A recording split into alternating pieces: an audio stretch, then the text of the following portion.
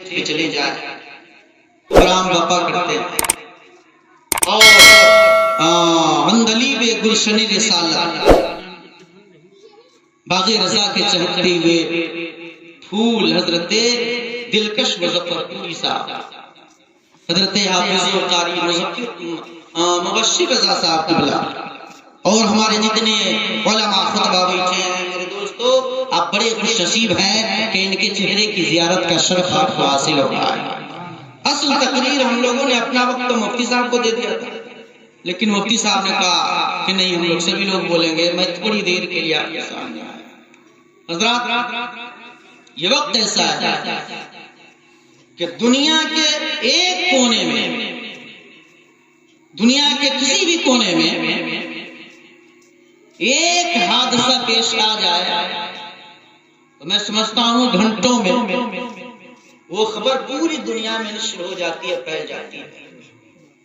ابھی کے جو حالات ہیں ہمارے آپ کے گاؤں کے، آپ کے شہر کے، آپ کے قریہ کے، آپ کے راج کے، آپ کے دیش کے، پوری دنیا کے جو حالات آپ کی نظروں سے اوجھل نہیں، سبھی لوگ جانتے ہیں، سبھی لوگ، ابھی تو نیٹ کا زمانہ ہے میرے دوستو، سارے لوگ یہ دیکھ رہے ہیں حالات کتنے بد سے بدتر ہوتے چلے جا رہے ہیں۔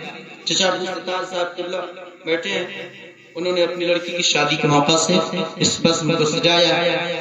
پروردگار عالم کی بارگاہ میں دعا ہے کہ اللہ تبارک و تعالی اس بزم مقدس کو قبول فرمائے۔ اس بزم کے صدقے کل جو شادی ہونے والی ہے اس شادی کے تمام نیک اور جائز مراسم کو بحسن خوبی انجام پہنچائے۔ دو تین باتیں میں عرض کرتا ہوں آپ سبھی کہ ہم ہی لوگوں پہ اتنی آفتیں کیوں آ رہی ہیں؟ ہم ہی لوگوں کو نشانہ کیوں بنایا جا رہا ہے؟ ہم ہی لوگوں کو ٹارگٹ کیوں کیا جا رہا ہے؟ وجہ کیا ہے؟ میرے دوستو میں نے تو قرآن پاک کی آیت بھی پڑھ دی ہے، ان اللہ لا یغیر ما بقوم حتی یغیروا ما بانفسہم۔ خدا نے آج تک اس قوم کی حالت نہیں بدلی جسے خود فکر نہ ہو اپنی حالت کے بدلنے کی۔ حضرات میں آپ سے یہ پوچھنا چاہتا ہوں وہ کون سی ایسی برائیاں نہیں ہے جو ہمارے اندر، ہم قوم مسلم کے اندر نہیں ہے؟ ساری برائیوں کو ایک طرف رکھیے اور سب سے جو بڑی برائی ہے، سب سے بڑی بیماری ہے وہ ہمارے اور آپ کے اندر یہ ہے کہ علماء کی باتوں پہ عمل نہ کرنا، ان کی باتوں کو نظر انداز کرنا، ان کی غیبت کرنا، ان سے حسد کرنا، ان سے بغض رکھنا۔ میرے دوستو جو قوم اپنے رہبر و رہنما سے حسد کرے، جو قوم اپنے پیشوا کی باتوں پہ عمل نہ کرے، اپنے رسول کی باتوں پہ عمل نہ کرے، جس دین کا وہ پیروکار ہے، جس مذہب کا وہ ماننے والا ہے، اس مذہب کی باتوں سے کوسوں دور ہو، بتائیے ہمیں ٹارگٹ کیوں نہ کیا جائے؟ ہمیں نشانہ کیوں نہ بنایا جائے؟ ہمارے اوپر ساری آفتیں کیوں نہ ٹوٹے؟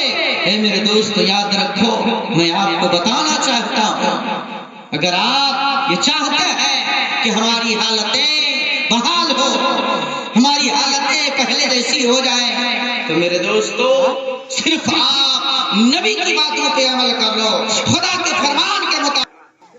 میرے دوستو عادت ہوتی ہے، دو چیزوں سے بڑی محبت کرتی ہے، کپڑوں سے، بالخصوص شادی بیاہ کے دنوں میں ہماری مائیں، بہنیں، بیٹیاں ایک دن میں تین چار کپڑے پہنتی ہیں، تبدیل کرتی ہیں۔ ایسا ہوتا ہے نا، آپ کے گھر پہ بھی ہوتا ہے، میرے گھر پہ بھی۔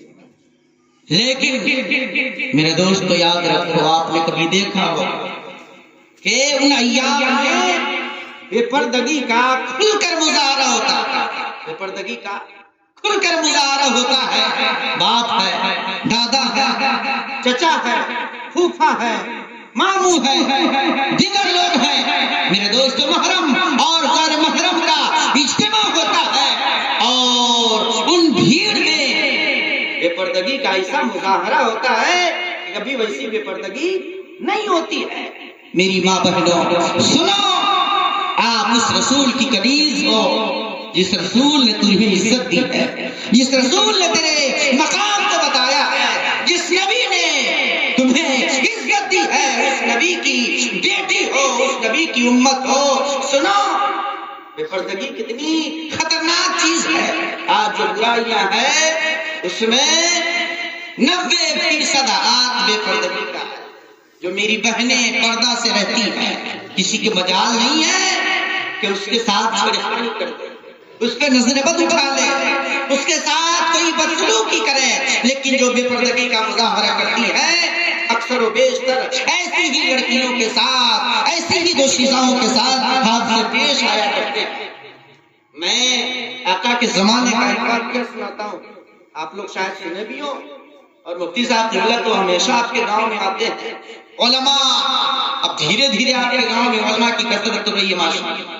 میرے دوستو، حضرت عبداللہ ابن ام مکتوم نابینا صحابی، دونوں آنکھیں نہیں ہے، دیکھ نہیں پاتے ہیں۔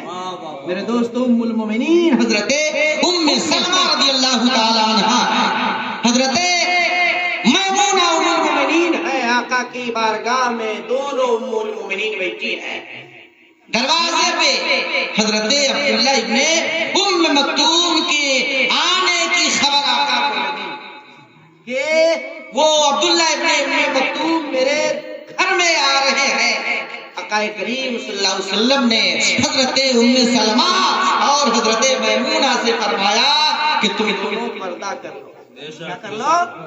پردہ کر لو۔ ہم باپ ہیں، ہم بھائی ہیں۔ میرے دوستو، میرے سامنے میری بہنیں ایسے چلتی ہیں، سر پہ کپڑا نہیں ہے، سینے پہ کپڑا نہیں ہے، دوپٹہ کو گمچھا کی طرح لپیٹ کر چلتی ہے، سر کھلا ہے۔ ہمارے اندر ہمت نہیں ہے کہ بہن کو بول سکے، ہمت نہیں ہے کہ بیٹی کو ڈانٹ سکے، اور محرم کے ایام میں ناچتی کودتی ہے، شادی بیاہ میں جو بھی پڑھتی ہوا کرتی ہے۔ اے میمونہ پردہ کر لو۔ اے میرے دوستو، ام سلمہ عرض کرتی ہے، یا رسول اللہ، جو اپنے گھر میں آ رہے ہیں وہ تو نابینا ہے، وہ آنکھوں سے دیکھتے نہیں ہیں، ان کے پاس آنکھیں نہیں ہیں، وہ ہمیں کیسے دیکھ پائیں گے؟ آقا صلی اللہ علیہ وسلم نے فرمایا، افسوس ہے اے میمونہ، اے ام سلمہ، سنو، وہ گرچہ تجھے نہیں دیکھ رہے ہیں لیکن تمہاری آنکھیں سلامت ہے۔ دونوں کی آنکھیں سلامت ہے۔ تم تو حضرت عبداللہ ابن مکتوم کو دیکھ رہی ہو، اسی لیے تم پردہ کرو۔ آقا کے کہنے پہ حضرت ام سلمہ اور میمونہ پردہ کر لیتی ہیں، اندر تشریف لے جاتی ہے۔ اے میرے دوستو، یہ میرے نبی کی تعلیم ہے، یہ میرے نبی نے تعلیم دی ہے کہ پردہ نابینا سے بھی کرنا ہے۔ بینا کو چھوڑیے، محرم غیر محرم کو چھوڑیے۔ اے میرے دوستو، ماں بہنوں، سنو، آج تو تجھے عزت ملی ہے، نبی کے صدقے ملی ہے۔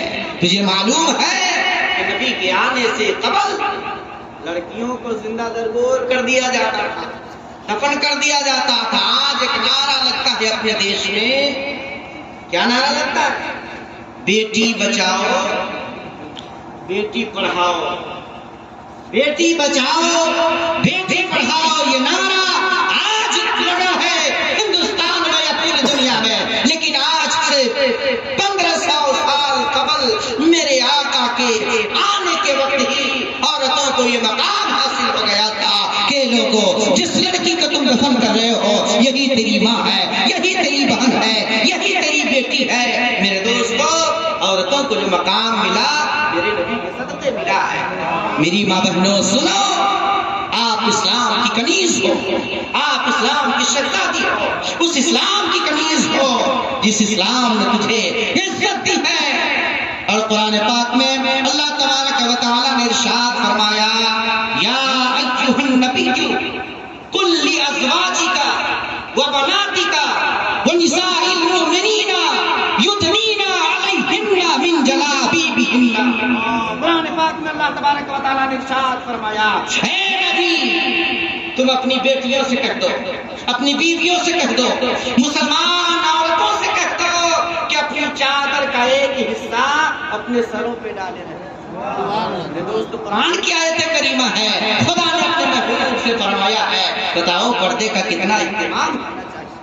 میری ماں بہنوں پردہ کرو، اور میرے بزرگ دوستوں نوجوان ساتھیوں، ہماری اور آپ کی ذمہ داری ہے ہم اپنی ماں بہنوں کو بہت پردہ میں رہو، قیمتی چیز ہو اور قیمتی چیز کو پردہ میں رکھا جاتا ہے۔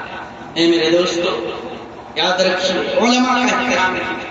ابھی ادارے شریعہ سے ایک تحریک چلی ہے، تحریک بیداری و اصلاح معاشرہ، جس کے بینر تلے فلیاوی صاحب شہر شہر میں جلسہ کرا رہے ہیں، لیکن میرے حساب سے مفتی صاحب انہوں نے مین پوائنٹ کو تو چھوڑ ہی دیا۔ امام کا مقام کیا ہونا چاہیے، ان کی عزت کیا ہونی چاہیے، ان کا وقار کیا ہونا چاہیے، ان کی تنخواہ کیا ہونی چاہیے، اس چیز کو تو انہوں نے چھوڑ ہی دیا ہے۔ اگر آپ عزت چاہتے ہو علماء سے محبت کرو، اگر آپ دولت چاہتے ہو علماء سے محبت کرو۔ آپ کہو گے مولانا دولت کے لیے مولانا صاحب سے میرا تجربہ ہے، میں نے دیکھا ہے تجربہ ہے کہ جو لوگ علماء سے دل کھول کر محبت کرتے ہیں اللہ تعالیٰ اسے دنیا میں ذرہ سے محتاج بنایا ہے، میں نے دیکھا ہے، میرا تجربہ ہے۔ تو بانی صاحب ڈھاکے والے آپ نے کہا جو رہتے ہیں علماء نواز اتنے علماء کاٹمانڈو میں رہتے ہیں، نیپال کے رہنے والے ہیں۔ میرے دوست علماء سے محبت، اور آج آپ جا کر دیکھیں اللہ نے کتنی ترقی دی ہے۔ علماء سے محبت کرے، اپنے امام سے محبت کرے، اور میں سمجھتا ہوں پیر آپ کی اپنی جگہ گار دکھا لوگ جگہ اپنی جگہ پہ ہیں، سب سے زیادہ اپنے امام سے محبت، اور امام کو بھی امام کی طرح رہنا چاہیے۔ امام کو بھی ہم امام ہیں تو ہمیں امام کی طرح رہنا ہے۔ ہمیں عزت کیسے ملے گی، ہماری باتوں پہ لوگ کیسے عمل کرے گا، ہمیں وہ کر کے دکھانا ہے۔ میرے دوستوں بہت ساری باتیں ہیں، لیکن حضرت مفتی صاحب کی تقریر باقی ہے۔ اپنی حالت کو سدھاریے، اپنے جو طور طریقے ہیں، طریقے زندگی ہے، اس کو آپ بدلیے، آپ کی حالت خود بدل جائے گا۔ آج ظالم بادشاہ مسلط ہوتا ہے، تم کہتے یا اللہ کیا ہوگا، اب کیا ہوگا، رونا نہیں ہے، تاریخ شاہد ہے۔ آپ پڑھیں گے، تاریخ کا مطالعہ کریں گے، اتہاس پڑھیں گے تو پتہ چلے گا اسلامی تاریخ کا مطالعہ سے کہ جب ہمارے اندر اس قوم کے اندر برائیاں آئی ہیں تو اللہ تعالیٰ کا عذاب نازل ہوا ہے، اور اللہ نے ظالم بادشاہ کو مسلط کیا ہے۔ استغفار کی کثرت کیجیے، اپنے اعمال کو درست کیجیے، انشاءاللہ ساری پریشانیاں دور ہو جائیں گی۔ اللہ تبارک و تعالیٰ کی بارگاہ میں دعا ہے کہ اللہ تعالیٰ ہمیں آپ کو سب کو ان باتوں پہ عمل کی توفیق عطا فرمائے۔ استغفر اللہ ربی من